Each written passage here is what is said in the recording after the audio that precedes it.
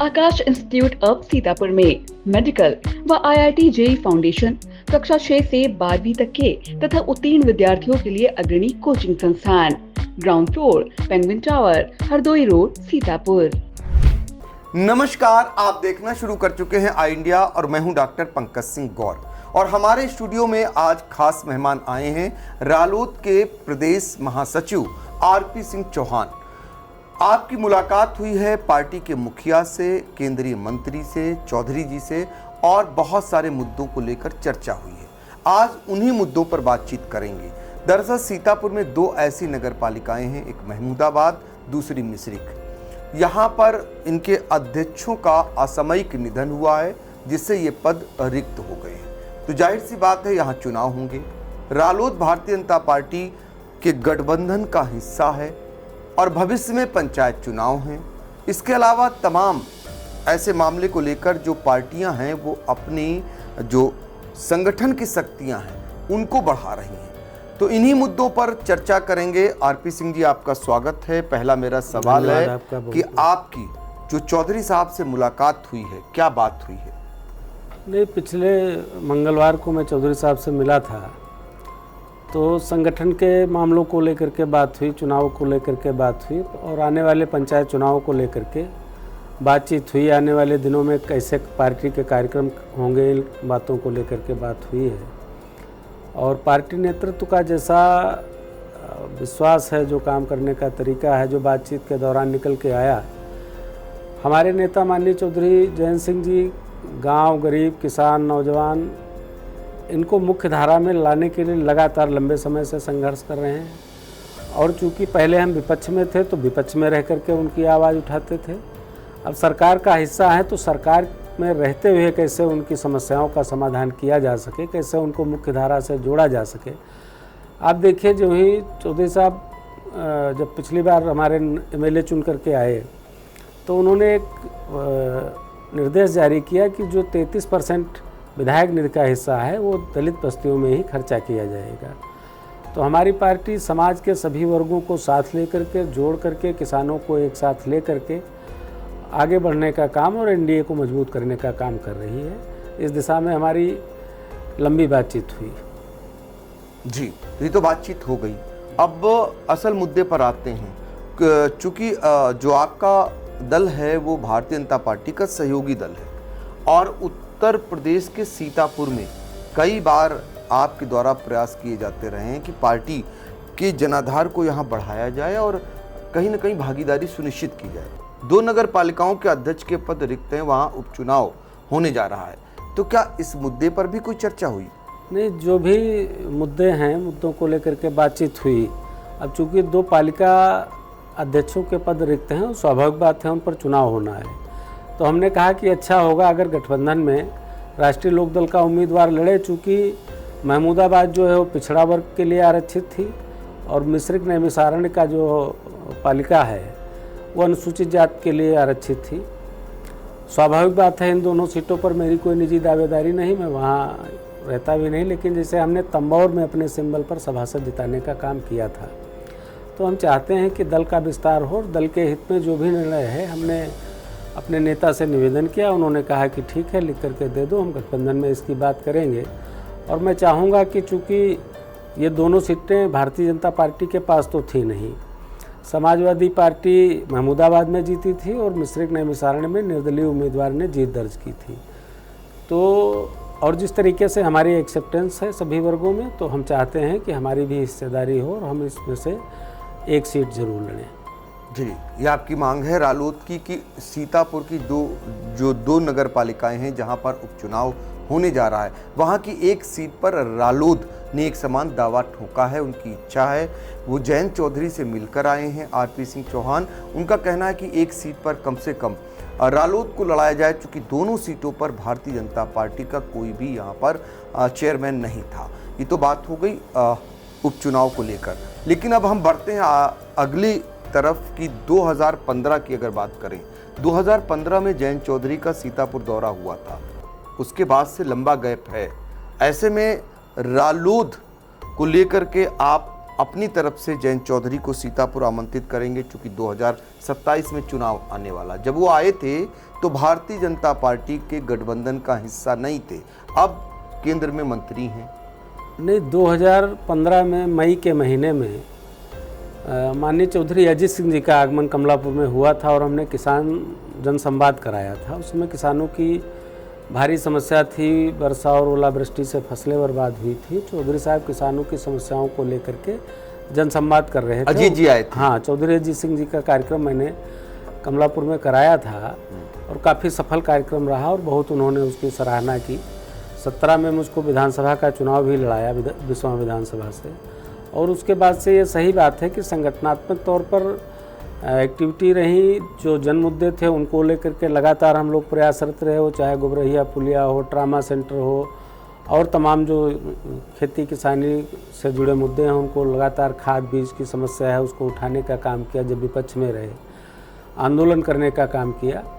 अब हमने एक प्रपोजल दिया है कि जल्द ही नैमिषारण्य में हम कार्यकर्ता सम्मेलन या प्रशिक्षण शिविर या प्रदेश कार्यकारिणी की बैठक, हमने माननीय राष्ट्रीय अध्यक्ष जी से कहा है कि आपको जो भी उचित लगे। तो इधर चूँकि नैमिषारण्य हमारी सांस्कृतिक धरोहर है, वहाँ से एक मैसेज जाता है और लोग आएंगे, दर्शन भी करेंगे और नेतृत्व का मार्गदर्शन भी प्राप्त करेंगे और संगठन को निश्चित तौर से मजबूती मिलेगी। तो जैन जी का आगमन हुआ कभी सीतापुर? जैन जी का 2009 के आसपास आगमन हुआ। उसमें मैं जिला अध्यक्ष था। बिस्वा में उन्होंने एक कार्यक्रम किया था, उसमें ब्रजेंद्र वर्मा जी हमारी पार्टी में थे, उनके कॉलेज में एक कार्यक्रम हुआ था।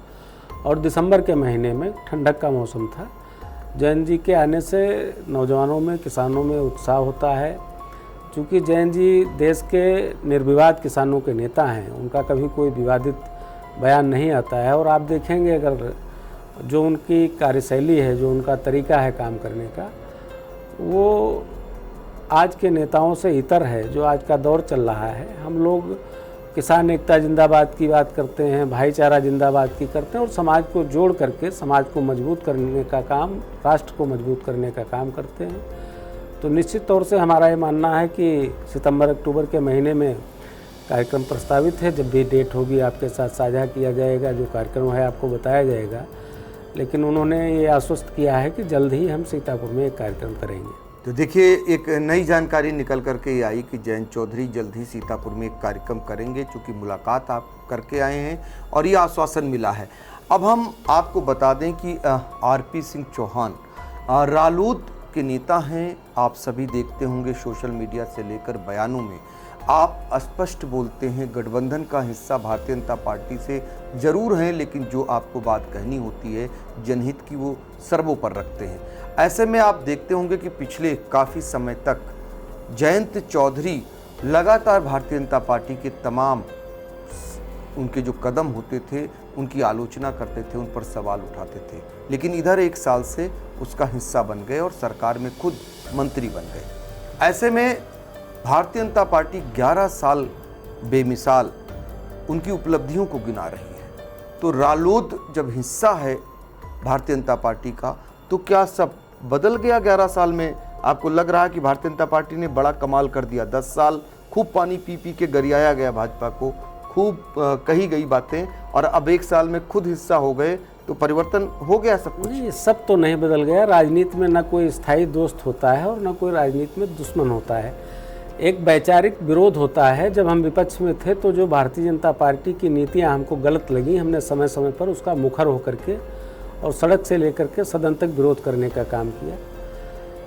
परिस्थितियां ऐसी बनी, भारतीय जनता पार्टी की सरकार ने, जो हमारी बहुत लंबे समय से हम लोगों की, राष्ट्रीय लोकदल के कार्यकर्ताओं की, चौधरी चरण सिंह के अनुयायियों की, जो विभिन्न दलों में हैं, उनकी सबकी एक भावना थी, एक मांग थी कि चौधरी साहब को भारत रत्न से सम्मानित किया जाए। भारतीय जनता पार्टी ने, जो उनकी सरकार है, उन्होंने एक फैसला लिया, एक निर्णय लिया। उसके तहत उन्होंने किसानों के जो मसीहा हैं, जिन्होंने इस देश को एक दिशा देने का काम किया, जिन्होंने जातिवाद के उन्मूलन का प्रयास किया, और ऐसे हमारे नेता को, हमारे पूर्व प्रधानमंत्री को भारत से सम्मानित करने का काम किया। उसके बाद वैचारिक दूरियां कम हुई और हम लोग एनडीए का हिस्सा बने। समस्याएं दूर हुई? नहीं, समस्याएं, देखिए, समस्याएं एक कंटिन्यू प्रोसेस है पंकज जी।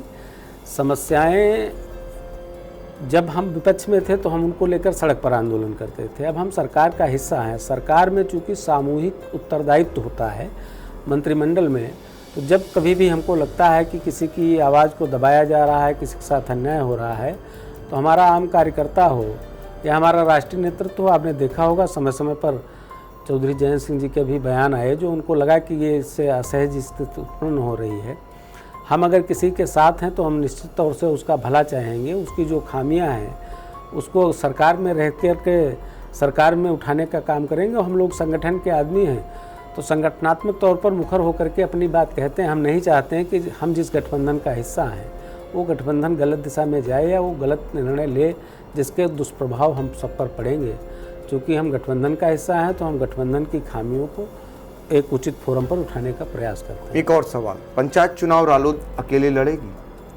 नहीं, हमारी तैयारी है, हर दल की अपनी तैयारी होती है। हम क्लेम करेंगे, अगर हमारी परिस्थितियां और हमारा तालमेल सही बैठेगा तो हम मिल करके लड़ेंगे। ये नेतृत्व का विषय है, नेतृत्व निर्णय करेगा।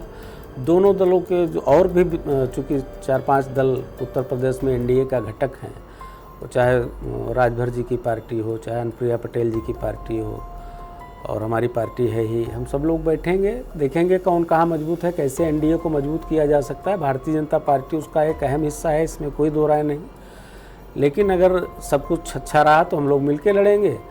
अगर ज़रूरी हुआ, हमको लगेगा कि हम यहाँ मजबूत हैं और हमको हिस्सा नहीं मिल रहा है, तो स्वाभाविक बात है हर दल अपने विस्तार का प्रयास करता है। तैयारी कर रही है रालोद? बिल्कुल, हर दल अपने विस्तार का प्रयास करता है और हम अपने दल के विस्तार के लिए निरंतर प्रयत्नशील हैं। आप देखेंगे जब हमारे नेता चौधरी जयंत सिंह के हाथ में आरएलडी की कमान आई तो उस समय सभी सदनों में हमारा रिप्रेजेंटेशन 0 हो चुका था। एक बागपत की हम लोग सीट जीते थे, वो भारतीय जनता पार्टी में चले गए थे। उसके बाद से आज आप देखिए, आज विधान परिषद में हमारे सदस्य हैं, राज्यसभा में स्वयं चौधरी जयंत सिंह जी हैं, विधानसभा में 9 एमएलए हैं, लोकसभा में भी हमारे 2 सांसद हैं। तो लगातार पार्टी मतलब अपने विस्तार की ओर है और आने वाले दिनों में आप निश्चित तौर से हमको पूरा भरोसा है कि जो पूर्वांचल का इलाका है, जो अवध का हिस्सा है, जो बुंदेलखंड का हिस्सा है, जहां हमारा रिप्रेजेंटेशन कम है, आने वाले दिनों में निश्चित तौर से चौधरी जयंत सिंह जी के नेतृत्व में हम लोग इन क्षेत्रों में भी अपनी पार्टी का विस्तार करने का प्रयास करेंगे। आरपी सिंह चौहान जी, आखिरी मेरा सवाल, अभी आपने एक सोशल मीडिया पर जल जीवन मिशन योजना को लेकर बहुत तीखे सवाल किए। जो व्यवस्थाएं हैं आपको दिख रहे होंगे, जो गांव में पानी की टंकियां बनाई गई हैं, 2 तो सीतापुर में गिर चुकी हैं, पड़ोस के जनपद लखीमपुर में एक गिर चुकी है, अभी बरसात भी नहीं झेल पाई, अभी बारिश का महीना आने वाला है और आप देख रहे हैं किस तरीके से भरभरा कर ही पानी की टंकियां गिर रही। केंद्र सरकार की ये महत्वाकांक्षी योजना है, प्रधानमंत्री नरेंद्र मोदी का ये ड्रीम प्रोजेक्ट है और इस तरीके से ये धराशायी हो रहा है उत्तर प्रदेश में, इसको लेकर क्या कहेंगे? देखिए, हर घर नल से जल भारत सरकार की एक बहुत महत्वपूर्ण योजना है और इसके चलते आप चूँकि उत्तर प्रदेश का हमने भ्रमण किया है, तमाम चुनावों में लड़ाने गए हैं, लोगों की मदद करने का काम किया, संगठन के तौर पर भी गए हैं।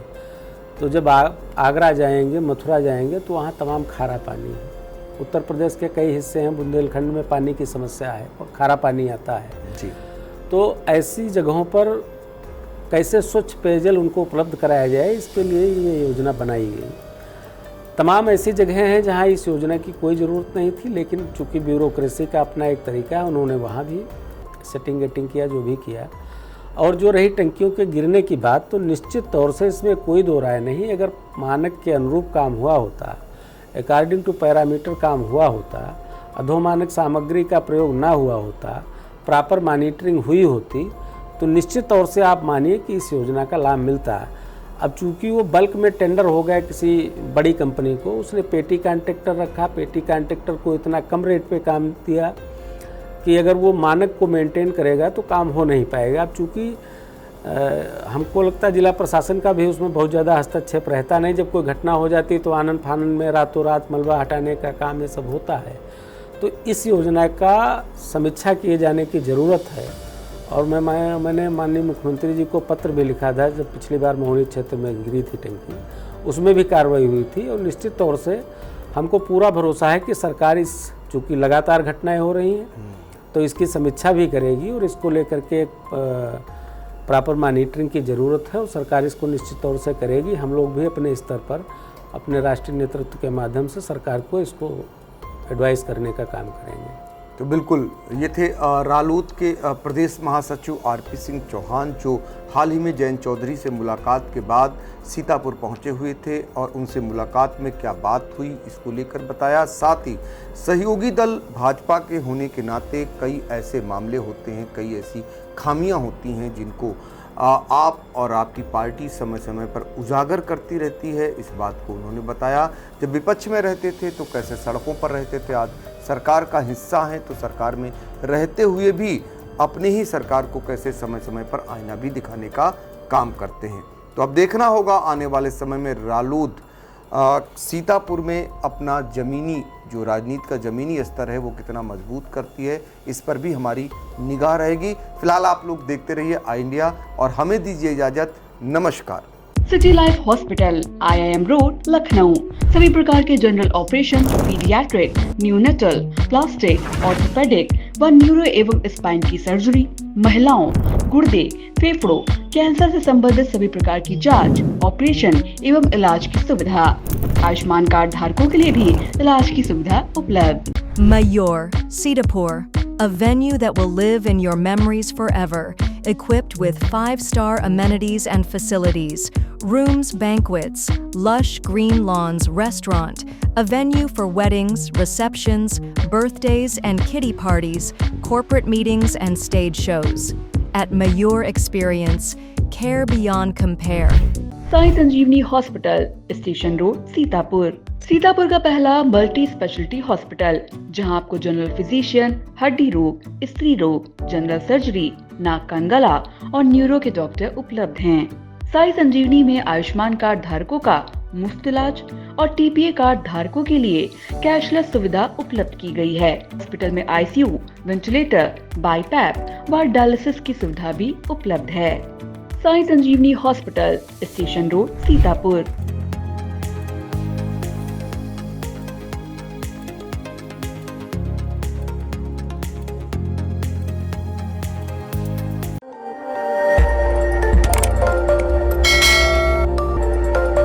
खबर आपकी, नजर हमारी। देखते रहिए आई इंडिया।